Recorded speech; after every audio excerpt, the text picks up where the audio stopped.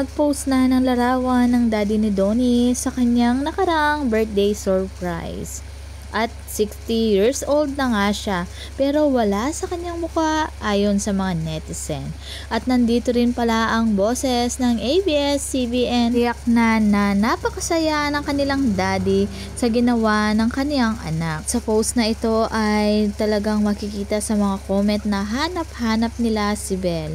At nag-post nga ang kaibigan ni Belle na nag-catching up sila. Kaya maraming kaibigan si Belle ay pag talagang hindi siya busy, pwede siyang lumabas kasama ang kanyang mahal sa buhay or mga friends. Siguro hindi natin nakita si Belle sa birthday surprise ng daddy ni Donnie ay may trabaho siya that time or may naunang schedule siya na gagawin.